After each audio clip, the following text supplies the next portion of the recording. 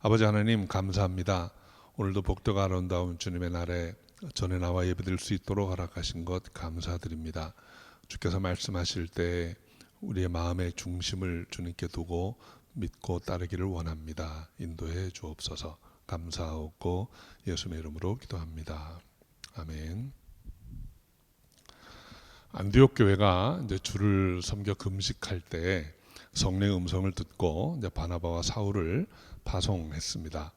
신약 성경에 나오는 첫 번째 이제 선교의 내용이죠. 그래서 이것을 이제 1차 선교 여행이라고 합니다.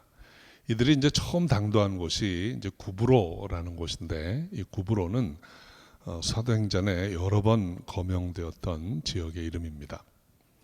이 구브로에 대해서 잠시 좀 살펴보면, 구브로는 오늘날의 사이프러스라고 불리는 지중해에 있는 섬입니다. 터키 남쪽에 시리아 서쪽에 있는 자그마한 섬입니다. 이곳은 일찍부터 이제 디아스포라 유대인들이 나가 살던 곳이에요. 그래서 이곳에 회당도 많이 있었다라는 기록이 있습니다. 초대교회 지도자 중에는 이 바나바라는 인물이 이 구브로 출신입니다. 그리고 마가도 이 구브로 출신이에요. 그래서 이 바나바에게는 아주 낯설지 않은 지역이었고, 그래서 바나바 사울이 이제 처음 사역지로 택한 곳이 바로 이 구브로였습니다. 그래서 이들이 이제 안디옥에서 가까운 항구 도시인 실루기아로 내려가서 거기서 배를 타고 이제 이 구브로 섬에 이제 살라미라는 항구에 도착했습니다. 오늘 5절 말씀 한번 같이 읽어볼까요? 살라미에 이르러 하나님의 말씀을 유대인의 여러 회당에서 전할새 요한을 수종자로 두었더라. 유대인의 여러 회당에서 전했다 그랬습니다. 회당이 여러 개 있었다는 거예요. 그러니까 회당이 여러 개 있었다는 것은 유대인들이 아주 많이 살고 있었다는 것을 의미합니다. 그런데 이 바나바 바울이 왜 유대교 회당에 가서 말씀을 전했는가 하는 것을 우리가 좀 생각해 보기를 원합니다. 회당은 기본적으로 유대인들이 많이 모이는 곳이고, 또 유대인들은 하나님에 대해서 잘 아는 사람들입니다. 여러분, 하나님에 대해서 안다라고 하는 것이 무엇일까요? 하나님에 대해서 안다고 하는 것은 하나님이 하신 일, 성경을 통해서 알려진 하나님을 알고 믿는다는 의미입니다. 하나님은 성경에 의하면 천지를 창조하셨고, 또 천지를 창조하시고 인간에게 복 주기를 원하셨는데 인간이 불순종함으로 그 복을 못 받게 되었어요.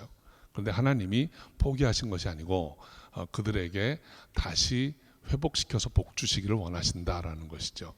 구약 성경은 그 약속의 말씀입니다. 그리고 그 약속이 오실 메시아를 통해서 이루어질 것이다 라는 것을 구약을 통해서 우리에게 말씀하세요. 그러니까 하나님을 안다, 하나님을 믿는다 하는 것은 결국 그 하나님의 은혜, 그리고 메시아가 오실 것까지를 믿는 거예요. 그래서 이 유대인들에게는 메시아 대망 사상이 있었습니다. 예수님이 이 땅에 오셨어요. 그 약속의 성취로서 메시아로 이 땅에 오셨습니다. 그래서 예수님이 땅에 오셨다는 메시지를 제일 먼저 들을 수 있는 자격, 그리고 특권이 있는 사람들이 바로 이 유대인들입니다.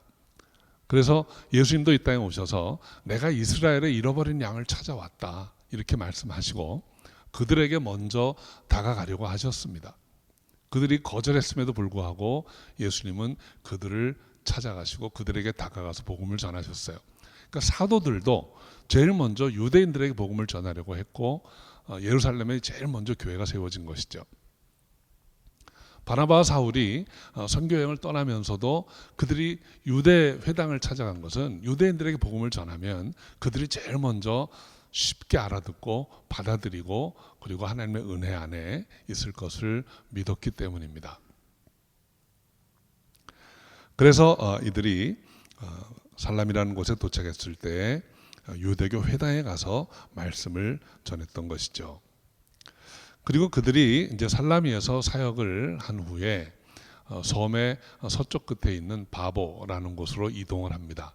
이 바보라고 번역이 된 우리 말의 어감이 좀 좋지 않은데 원래 지명은 페포스라는 곳입니다. 이 베퍼스라는 곳에 가서 다시 복음을 전하게 됩니다. 그런데 이 바보라는 곳에 갔을 때 일행이 처음으로 영적 싸움을 겪게 됩니다. 6절부터 8절은 바로 이 영적 싸움에 관한 말씀인데 우리 함께 읽어보겠습니다. 우리 6절부터 8절 말씀 같이 읽어보죠. 온 섬 가운데로 지나서 바보에 이르러 바예수라 하는 유대인 거짓 선지자 박수를 만나니 그가 총독 서기오 바울과 함께 있으니 서기오 바울은 지혜 있는 사람이라 바나바와 사울을 불러 하나님 말씀을 듣고자 하더라. 이 박수 엘루마는 이 이름을 번역하면 박수라 저희를 대적하여 총독으로 믿지 못하게 힘쓰니. 바나바와 사울이 이제 섬을 가로질러서 서쪽 끝에 바보라는 도시에 갔는데 아마 이곳이 그 구브로 섬의 중심지였던 것으로 보입니다. 그곳에 총독이 있었고 총독 곁에 이 박수가 있었어요. 바예수라고 하는 이름의 거짓 선지자라고 했습니다. 이 사람에 관해서 잠시 살펴보면 이름이 바예수입니다. 이 바예수라는 이름은 히브리식 이름이에요. 나중에 설명이 나오지만 이 사람은 유대인입니다. 유대인인데 이곳에 와 있던 사람이에요. 그런데 거짓 선지자라고 했습니다. 아마도 이 바예수라는 이름을 가진 것으로 보아서 이 사람 아버지 이름이 예수였던 것 같아요. 그러니까 여러분 이 예수라는 이름은 그렇게 드문 이름이 아닙니다. 옛날이나 지금이나 예수라는 이름 많이 있었어요. 그래서 여러분 요즘도 이렇게 가시다 보면 헤수스라는 이름 참 많이 보시죠. 이 예수입니다. 그러니까 그 당시에도 예수라는 이름이 많았어요. 그래서 아마 이 사람은 아버지 이름이 예수였던 것 같아요. 혹은 이 사람이 거짓 선지자 또는 박수라고 한 걸로 봐서 예수라는 이름을 이렇게 도용하려고 했던 것인지도 모릅니다. 당시에 이미 예수님에 관해서 많은 내용들이 알려지기 시작한 때이기 때문이죠. 그리고 이 사람을 헬라식 이름으로 엘루마라고 했습니다. 엘루마라는 것은 번역하면 바로 박수라 그랬어요. 박수는 무당 혹은 마술사 그런 의미를 가진 단어입니다. 근데 이 사람이 총독 곁에 있으면서 이 바나바와 사울이 하는 말을 듣고 믿지 못하게 하려고 힘썼다라는 기록이 있습니다. 이것이 이제 영적 싸움이라는 것이죠. 여러분 하나님의 복음이 증거될 때 사탄이 원하는 것은 듣지 못하게 하는 거예요. 또는 믿지 못하게 하는 것입니다. 이것을 단계적으로 보면 제일 먼저 사탄이 하는 일은 말하지 못하게 하는 것입니다. 전하지 못하게 하는 것입니다. 왜냐하면 전하지 못하면 들을 수가 없고 들을 수 없으면 믿지 못하기 때문이죠. 그래서 사도행전의 기록을 보면 전하는 사람들을 핍박합니다. 스데반이 복음을 전했을 때 스데반 돌로 쳐 죽였습니다. 사도 중에는 야고보를 옥에 가두고 칼로 쳐 죽였습니다. 그리고 베드로도 전하지 못하게 하려고 옥에 가두었습니다. 그런데 이 초기부터 지금까지 전하는 사람을 핍박하는 것은 잘 안 통합니다. 전하는 사람들이 목숨 내놓고 전하기 때문이죠. 그리고 하나님께서 그 전하는 자들을 눈동자와 같이 지켜주시고 보호하실 때가 있습니다. 그래서 전하는 것 못하게 하는 게 많이 힘듭니다. 그래서 두 번째 단계로 사탄이 하는 일은 듣지 못하게 하려는 거예요. 그러니까 들으려고 하는 사람을 핍박을 하고 겁을 주어서 듣지 못하도록 회방하는 일을 합니다. 그래서 어떤 사람들은 듣지 못하고 발걸음을 돌리기도 합니다. 그런데 이것도 그리 성공적은 아니었어요. 많은 사람들이 듣고 모였기 때문이죠. 또 들으려고 모이기 때문입니다. 그래서 세 번째로 쓰는 방법이 이제는 들어도 믿지 못하게 하는 것입니다. 그래서 듣고 믿으면 이렇게 된다라는 걸 보이기 위해서 아주 잔인하게 핍박하고 사람을 죽이고 하는 일들이 있었던 것입니다. 그럼에도 불구하고 복음은 계속해서 전해집니다. 그런데 이들이 왜 이렇게 복음을 듣지도 못하게 하고 믿지 못하게 하려고 애를 쓴 것일까요? 믿으면 빼앗기기 때문입니다. 믿으면 그들이 하나님께로 돌아가기 때문입니다. 아담과 하와가 불순종해서 하나님 곁을 떠나오고 쫓겨나고 그 뒤부터 세상은 공중권세 잡은 자의 것이었어요. 그런데 하나님의 계획이 다시 역사해가지고 그들에게 복음을 들려주고 그들을 하나님께로 돌이키면 이들이 잡았던 것을 놓치기 때문입니다. 그래서 여러분, 이 전도한다는 것은 빼앗기지 않으려고 하는 자와 빼앗으려고 하는 하나님의 뜻이 충돌하는 거예요. 그 영적 싸움이에요. 우리가 이 하나님이 이 세상을 다스리시는데 이 사탄이 언제 끼어들었는가 하는 것을 우리가 한번 생각을 해봐야 됩니다. 여러분, 하나님이 인간을 지으실 때 제일 먼저 육신을 지으셨어요. 육체의 생명을 주셨어요. 그리고 나서 두 번째로 생기를 불어넣어서 생명이 되었다고 했습니다. 우리에게 영혼을 주시고 영적인 삶을 살아갈 수 있도록 우리를 이끌어 가세요. 세 번째 단계는 말씀을 주신 거예요. 이제는 말씀대로 살아라. 그래서 하나님의 뜻을 이루어라 이렇게 하셨습니다. 사탄이 언제 끼어들었습니까? 육체 생명을 받았을 때 끼어든 거 아닙니다. 코에 생기를 불어넣어서 생명이 된 다음이에요. 말씀을 주셨을 때 그 말씀대로 살지 못하도록 끼어든 것입니다. 사탄의 유혹이 어떤 것이었어요? 말씀대로 살지 않아도 괜찮아. 살 수 있어. 그냥 너 중심으로 사는 게 하나님 말씀 듣고 사는 것보다 더 나을 수도 있어. 라는 유혹인 거죠. 결국 우리가 하나님을 믿는다고 하는 것, 하나님의 백성으로 살아간다고 하는 것은 그 말씀에 순종할 때의 그 삶이 구현되는 것입니다. 그냥 영적으로 깨달은 것만 가지고는 안 되는 거예요. 우리 믿음은 우리의 삶으로 증거될 때 그 믿음이 참 믿음이 되고 하나님의 백성이 되는 것입니다. 사탄은 가만히 있다가 그 단계에 끼어든 거예요. 순종하지 못하게 하려고. 하나님의 말씀을 듣고 순종하지만 않으면 아무리 들어도 괜찮다는 거죠. 이것이 아주 영리한 사탄의 꾀입니다. 그래서 여러분, 복음을 전하는 것, 이것은 뺏고 빼앗기는 싸움인 것이에요. 이것이 영적인 싸움입니다. 우리 9절 말씀 한번 같이 읽어볼까요? 바울이라고 하는 사울이 성령이 충만하여 그를 주목하고. 이제 바울이라는 이름이 이제 본격적으로 나오기 시작합니다. 그가 성령이 충만하여 그를 주목하였다 했어요. 성령이 충만하여, 이것이 영적 싸움의 전제 조건입니다. 여러분, 싸움에 나오면 양쪽이 다 무장하고 나옵니다. 그냥 맨몸으로 나오지 않습니다. 사단도 무장하고 나오고 사단과 싸우는 우리도 무장을 해야 돼요. 우리는 성령 충만해야 됩니다. 그런데 사탄은 어떻게 무장을 하고 나오는가? 그것을 우리가 잘 알아야 합니다. 오늘 이 거짓 선지자에 대한 묘사에서 이미 많이 나왔습니다. 사탄은 첫 번째로 거짓말로 무장을 하고 옵니다. 사단의 첫 번째 무기는 거짓말이에요. 사단은 말장이입니다. 그럴듯한 논리와 유혹적인 말로 우리를 미혹합니다. 하와를 유혹해서 죄에 빠뜨릴 때도 아주 교묘한 거짓말을 했습니다. 여러분, 사탄은 굉장히 영리합니다. 어떤 사람이 그렇게 조크처럼 얘기하는데 사탄의 IQ가 4000이래요. 그러니까 여러분, 사탄이 미련하게 하지 않습니다. 얼토당토하는 얘기 안 합니다. 여러분, 사탄이 거짓말할 때 다 그럴듯한 이야기를 하는 거예요. 그러니까 있는 사실을 살짝 비틀어서 사람을 충동하는 것입니다. 하와를 유혹할 때 어떻게 했습니까? 질문을 하나 탁 던져서 이 하와로 하여금 혼란스럽게 만들었어요. 뭐라고 질문했는가 하면, 하나님이 참으로 너희더러 동산 모든 나무의 실과를 먹지 말라 하더냐. 하나님이 어떻게 하셨습니까? 동산 중앙에 있는 나무 하나를 가리키면서 말씀하셨어요. 선악을 알게 하는 나무에서 과실을 먹지 마라. 그런데 하와에게 이렇게 물었습니다. 하나님이 참으로 동산에 있는 모든 나무의 실과를 먹지 말라 하더냐. 하와가 그 말에 충동이 됐어요. 걸려들었어요. 그래가지고 하나님이 하지도 않은 말을 덧붙입니다. 먹지도 마는 건 고사하고 만지지도 말라고 하셨다. 사탄은 이렇게 꼬여가는 거예요. 그러니까 여러분, 하와가 왜 그랬을까 하는 생각을 한번 해보시기 바랍니다.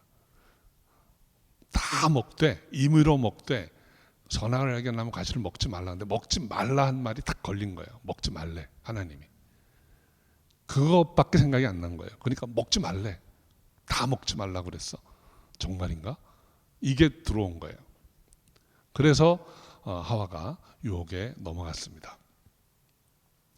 이 사탄이 예수님을 시험할 때도 아주 교묘하게 이렇게 충동을 합니다. 예수님을 시험할 때 어떻게 시작하느냐 하면 마태복음 4장 3절에 사탄이 한 말이 나옵니다. 내가 만일 하나님의 아들이거든. 여러분, 예수님 하나님의 아들이세요. 이 사실에다가 접속사 하나를 붙입니다. 만약에 내가 정말로 하나님의 아들이거든, 증거를 대봐, 보여봐.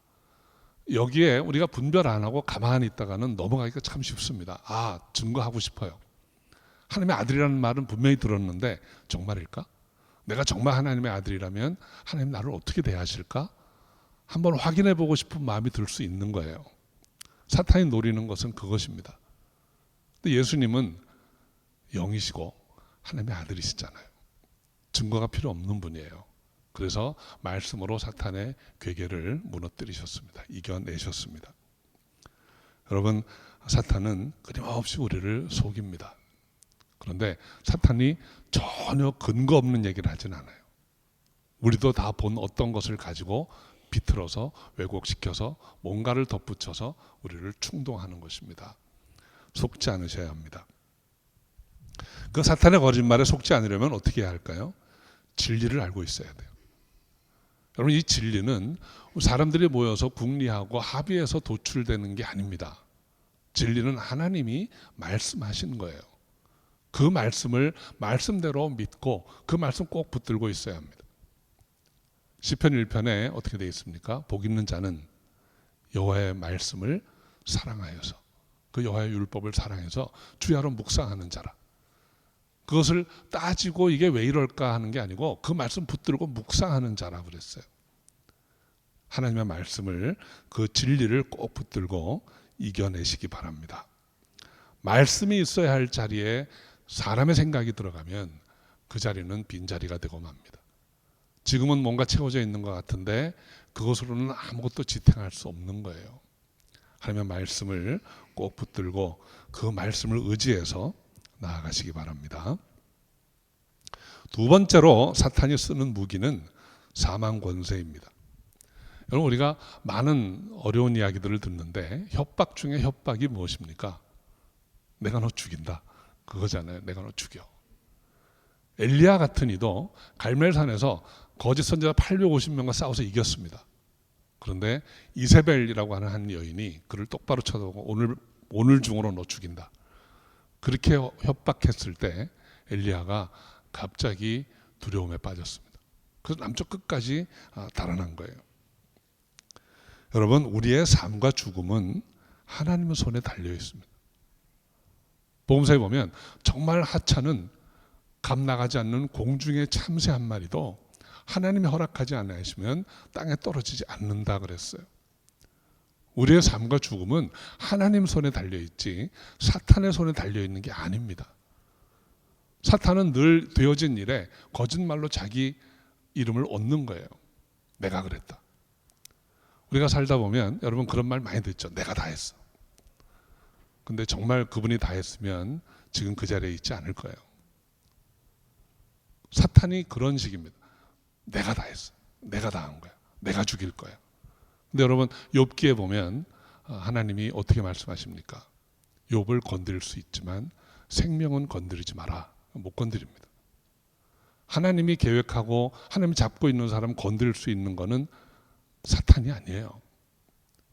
우리의 죄가 벌을 받든지 아니면 우리가 이 땅에 살 일 다 했기 때문에 하나님이 오라 하시던 것이든지 둘 중에 하나입니다. 어느 경우에도 사탄이 개입하지 못합니다. 우리의 생명은 하나님 손에 달려있다는 거 꼭 믿으시기 바랍니다. 거짓말에 속지 않고 이 사망 권세의 위협에 넘어가지 않으려면 성령으로 충만해야 합니다. 성령이 충만하면 하나님께서 지혜를 주십니다. 성령이 충만하면 하나님께서 분별할 수 있는 힘을 주세요. 그래서 속지 않을 수 있고 두려움에 요동하지 않을 수 있는 것입니다. 성령 충만하시기를 주의 이름으로 축원합니다. 그래서 에베소서 6장에도 보면 이 영적 싸움에 관한 말씀을 주실 때 먼저 하나님의 전신 갑주를 입으라 그랬어요. 구원의 투구를 쓰고 의의 흉배를 차고 진리의 띠를 띠고 복음의 신을 신고 믿음의 방패를 들어라. 그런데 마지막 가장 중요한 게 뭐예요? 성령의 검을 취하라 그랬습니다. 그래서 성령으로 충만하지 않으면 영적 싸움에 나가서 이길 수 없다는 거예요. 9절 말씀 다시 한번 읽어봅니다. 바울이라고 하는 사울이 성령이 충만하여 그를 주목하고, 바울이 성령이 충만해서 그를 주목하였다, 바라보았다는 거예요. 근데 이 주목하다라는 이 단어가 헬라어 단어로 아테니조라는 단어입니다. 일반적으로 쓰이는 단어는 아니에요. 일반적으로 뭐 주목하다, 보다 하는 단어는 블레포라는 단어가 있습니다. 쉽게 영어로 see 또는 look이라고 번역하는 단어예요. 근데 이 오늘 본문에 쓰인 아테니조라는 말의 의미는 굉장히 강한 의미입니다. 눈을 똑바로 들여다보다, 정면으로 쳐다보다, 이런 뜻이에요.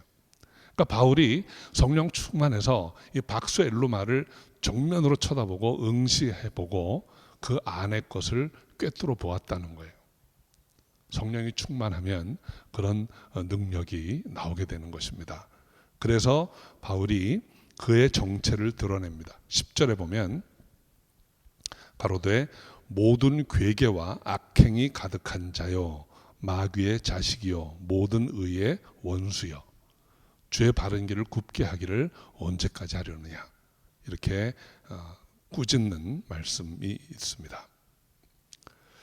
그의 이름이 바예수, 또 거짓 선지자라고 한 것으로 보아서 하나님의 말씀을 적당히 또 왜곡해가지고 사람들을 잘못된 길로 인도하는 거예요. 거짓 선지자도 여러분 하나님 말씀을 씁니다. 그런데 결론이 우리를 잘못된 방향으로 늘 미혹하는 거예요. 그러니까 선지서를 보면 이사야 때에도 예레미야 때에도 거짓 선지자들이 계속 있었어요. 근데 그들도 여호와 이름을 빙자해서 말합니다. 그런데 하나님이 지금은 너희가 죄값을 치를 때다라고 말하면 거짓 선지자들 뭐라고 합니까? 괜찮다, 평화다, 그냥 괜찮아, 하나님은 자애로우신 분이라 너희를 벌하지 않아, 이런 식으로 왜곡하는 거예요. 여러분, 죄인이 하나님 앞에 벌받지 않는다는 법은 없습니다. 오해 안 하시면 좋겠어요. 오늘날에도 마찬가지입니다. 우리가 죄의 벌 받아야 됩니다. 그런데 예수께서 대속하신 것 뿐입니다. 그래서 우리 예수를 믿는 거지, 우리가 죄에 대해서 자유한 게 아니에요. 그러니까 거짓 선지자는 우리를 잘못 인도해 갑니다. 계속 아니라고 합니다. 괜찮다고 하는 거죠. 주의 바른 길을 굽게 한다는 거예요. 이 모습을, 이 꾸짖는 모습을 보면 성령이 함께 하시기 때문에 이런 것을 볼 수 있었다는 거죠. 아나니아와 삽비라가 거짓말할 때도 베드로가 한 말을 보면 내가 어찌하여 성령을 속이느냐 그랬습니다. 우리가 하나님의 뜻, 하나님의 성령으로 충만하면 거짓말하고 속이는 거 우리가 알아낼 수 있습니다. 늘 성령 충만하셔서 분별할 수 있는 저 여러분 되시기 바랍니다. 그래서 11절에 보면 이제 바울이 그에게 전하는 말이 나오는데 한번 같이 읽어볼까요?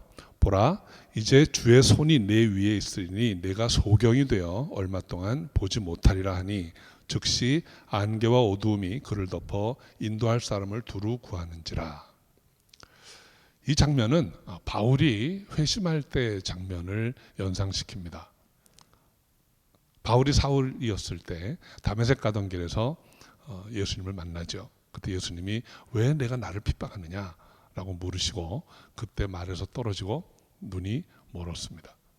사실 바울이 예전에 그 사울이었을 때 주의 길을 굽게 하는 자였어요. 그가 하나님의 말씀을 안다고 하면서 그가 알고 있던 하나님의 말씀에 관한 지식을 가지고 예수를 그리스도로 믿고 영접한 것이 아니고 오히려 예수 믿는 자들을 핍박하는 것이 하나님의 뜻이라고 잘못 알았습니다. 그래서 주의 길을 굽게 하였던 일을 했던 사람이에요. 그때 주께서 이제는 보지 마라, 그 눈으로 세상을 보지 마라 해서 눈을 멀게 하셨던 것입니다. 그리고 주님께 돌아섰을 때 성령의 은혜로 그가 다시 눈을 뜨게 되었던 것이죠. 자, 이제 이 바예수라는 이름을 가진 거짓 선지자 박수 엘루마와의 대결에서 하나님이 바울의 손을 들어주셨습니다. 이제 엘루마는 아무것도 볼 수 없는 자가 되었고 사도 바울은 그의 말씀으로 이긴 것입니다. 그 결과를 12절에 기록합니다. 우리 다시 한번 같이 읽어볼까요? 이에 총독이 그렇게 된 것을 보고 믿으며 주의 가르치심을 기히 여기더라. 총독은 일어난 일을 다 목격하였습니다. 그리고 믿었다 했습니다. 주의 가르치심을 기히 여겼다라는 말은 놀라워했다는 거예요. 아, 이런 말씀이 있구나. 이렇게 이런 일이 일어나는구나 라는 것을 깨달았다는 것입니다. 이런 것을 우리가 능력 전도라고 합니다. 복음을 전하는 현장에서 대적하는 무리와의 대결이에요. 그리고 그 대결에서 성령님은 그리스도의 복음을 전하는 자의 손을 들어주십니다. 2000년 전이나 지금이나 전도 현장에서 일어나는 일들입니다. 우리 사랑성도 여러분, 복음을 전하는 것 하나님이 기뻐하시는 일입니다. 그런데 천하보다 귀한 한 영혼이라고 했는데 그 영혼 구하는 일이 쉬운 일은 아니에요. 때로는 우리가 얻었다 싶어도 다시 빠져나가기도 하고 또 얻기가 얼마나 어려운 일인지 모릅니다. 그래서 이 영혼 구원하고 전도하는 일은 우리가 기도로 많이 준비하고 나가야 합니다. 그리고 전도의 현장에서는 성령께 의지해서 성령 충만해서 이겨낼 수 있는 그런 싸움을 싸워야 하는 것입니다. 제 복음을 듣지 못하게 회방하는 무리들이 많이 있습니다. 또 우리가 들으려고 해도 믿지 못하도록 어려운 일들을 우리 삶 가운데 많이 일으키기도 합니다. 그런 거 다 뿌리치고 믿음의 길로 나아가서 마치는 믿고 승리하는 여러분 되시기 바랍니다. 그러려면 성령 충만해야 합니다. 우리가 성령의 충만함을 사모하시고 성령 충만에 나아갈 때 여호와 니시의 하나님이 그 싸움에서 이기게 하시고 영혼을 얻게 하시고 마침내 주님 주시는 평안과 기쁨으로 살게 할 줄로 믿습니다. 우리 한 사람 한 사람이 그 구원의 기쁨을 누릴 뿐 아니라 이 구원의 복음을 전해서 주님 기쁘시게 해드리는 저 여러분이 다 되시기를 주의 이름으로 축원합니다. 기도하겠습니다. 아버지 하나님, 하나님의 은혜와 사랑으로 우리가 생명을 얻고 이제 주께서 우리에게 기대하시고 맡기신 일을 감당케 원합니다. 우리가 예수 그리스도를 증거하고 땅끝까지 나아가기 원하오니 우리의 삶을 주관하시고 인도하여 주옵소서. 함께 하실 줄 믿사옵고 예수님의 이름으로 기도합니다. 아멘.